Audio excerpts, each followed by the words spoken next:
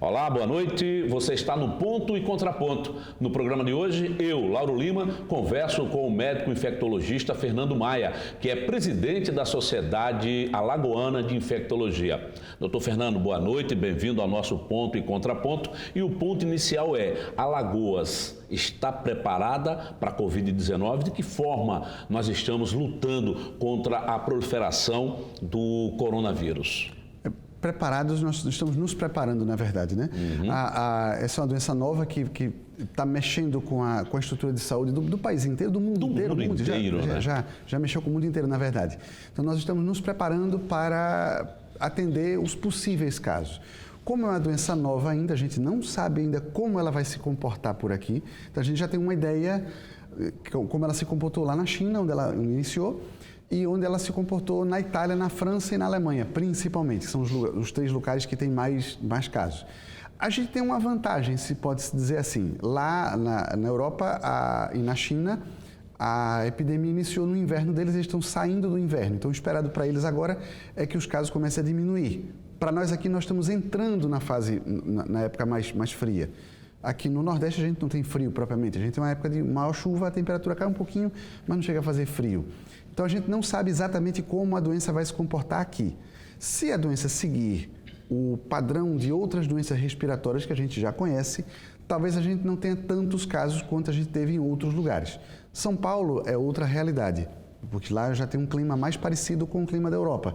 Então, lá a gente já está vendo que tem casos, já tem bastante casos. Também porque São Paulo tem uma população muito maior, também porque São Paulo foi o primeiro ponto, o local do país onde a doença chegou efetivamente.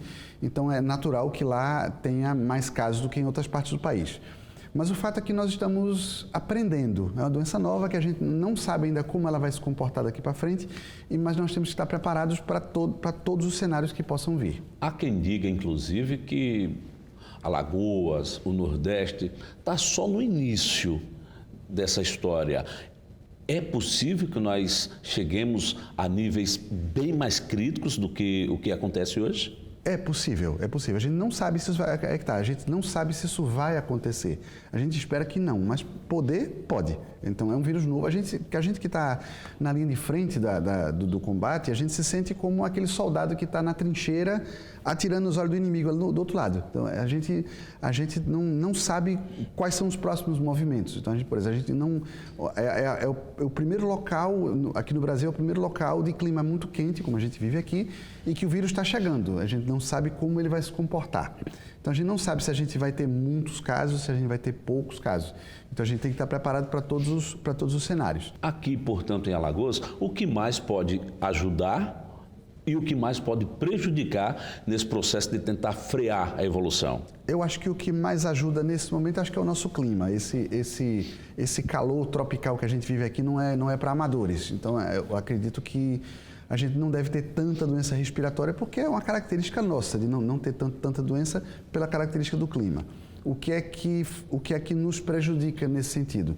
A nossa falta de estrutura crônica de saúde, de cidade, de saneamento, dessa coisa toda. O coronavírus também tem transmissão por via digestiva. Então, a gente os locais têm mostrado isso. Nós temos uma das piores distribuições de água tratada de esgoto do país. Explica melhor isso aí, doutor Fernando. Como é que pode, então, agora, isso aí para algumas pessoas, ou para muitas, já pode até ser um ponto novo nessa história, né? Essa contaminação por via digestiva. Sim.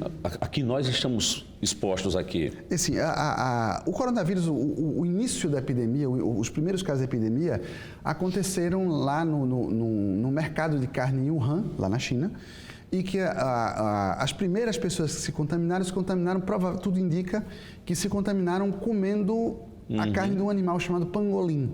Então, foi por via digestiva a primeira contaminação. E o coronavírus é um vírus que causa doença digestiva em animais. Esse vírus novo é um vírus mutante, é um vírus novo, mas que se originou desses outros vírus. Então, e tem estudos mostrando que as pessoas contaminadas com coronavírus ficam eliminando o coronavírus pelas fezes, mesmo algum tempo depois de ter se recuperado clinicamente. Quanto tempo? Já foi detectado 2 semanas após a infecção inicial, que o paciente faz aquele quadro respiratório, tosse, febre, dor de garganta, escorrer o nariz. 2 semanas depois da recuperação, o paciente ainda continuava eliminando o vírus pelas fezes. A gente não sabe ainda exatamente qual é o papel epidemiológico disso. A gente não sabe a importância epidemiológica dessa transmissão digestiva, mas ela acontece. Mas, inclusive, no lugar com falta de saneamento, por exemplo, isso pode complicar e muito a saúde dessas pessoas que vivem nesses lugares. O nosso receio é exatamente esse. A gente não sabe. Pode ser que essa transmissão seja irrisória e a gente está se preocupando à toa. É possível. Mas precisa se preocupar, não é, doutor? Mas a gente precisa se preocupar. A gente tem que se antecipar. Então, a gente precisa tentar prever. Isso aqui é como um jogo de xadrez. Então, você precisa tentar prever quais são os movimentos do inimigo para você poder tomar providências e poder combatê-lo. Então, a gente não sabe exatamente qual é a importância epidemiológica dessa transmissão digestiva do vírus, mas a gente tem que estar preparado para essa possibilidade. Num local como Alagoas, em que a gente tem, na capital, como nós estamos, e a gente tem quase a metade da população sem acesso a esgoto, é algo que preocupa bastante. Então, a gente não sabe ainda o significado disso lá para frente. A transmissão respiratória, essa está bem conhecida, está bem documentada, e é a principal transmissão. É respiratória e por contato direto, quando você toca nas pessoas, você toca em superfície, maçaneta de porta, mesa, cadeira, corrimão de escada, aquele ferro de segurança do ônibus. Então, esses são locais em que o vírus se instala e fica por horas ou até dias, depende da situação do ambiente. E muitas vezes você pode se contaminar tocando nesses locais e depois comendo sem lavar as mãos, ou tocando nos olhos, no nariz ou na boca sem lavar as mãos. Por isso é que a recomendação de lavar as mãos com frequência é muito importante exatamente por causa disso. Então, essa é a principal forma de transmissão. Agora, a gente não sabe se a transmissão digestiva tem alguma importância nisso ou não, a gente ainda não sabe. Eu tenho recebido muitos relatos, inclusive um muito recente, por exemplo, em relação ao HGE, Hospital Geral do Estado, de que os profissionais da área médica estão completamente sem condições e sem preparo também. Você tem recebido esses relatos também? Tem conversado com seus colegas médicos? Como é que está essa relação? A gente tem ouvido vários relatos. Assim, a principal queixa de vários serviços de saúde é a falta dos EPIs, chamados os equipamentos de proteção individual. Então, realmente não dá para trabalhar numa situação como essa, diante de um vírus altamente contagioso, como é o coronavírus, ele já mostrou isso. Então, não dá para trabalhar sem os equipamentos de proteção individual, senão nós vamos ter muitas baixas. Em outros países isso já foi bem demonstrado, né? Que muitos médicos, muitos enfermeiros já saíram da linha de combate porque se contaminaram. Isso é o que a gente precisa tentar ao máximo evitar. Como é que está a estrutura montada? Homens, mulheres, aqueles que precisarem ficar internados, como é que isso vai acontecer? Porque vai acontecer. Hoje, como é que a estrutura está montada? A gente tem a retaguarda para internação. Hoje é o Hospital de Doenças Tropicais, o Hospital Escola Elvio Alto, onde eu trabalho.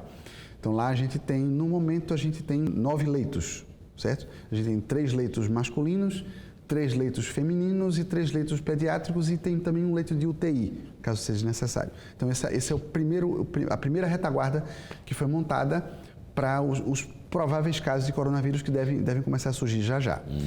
E a gente espera que esses leitos sejam suficientes, mas a gente precisa se preparar para a possibilidade disso não ser suficiente.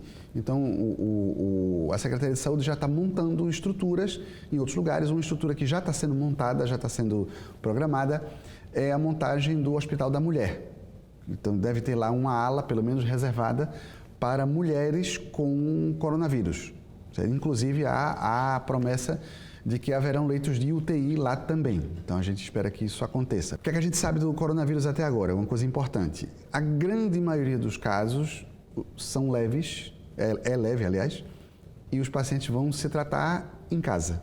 Então, vai ser diagnosticado, vai coletar material, confirmou a doença, sim. A pessoa vai para casa, vai ficar em isolamento domiciliar. Vai ficar em casa 14 dias, vai se recuperar bem, sem sequelas. Isso é a rotina da grande maioria dos casos. Agora, mais ou menos 20% dos casos, essa é a conta que já foi feita em outros países, mais ou menos 20% devem precisar de internação.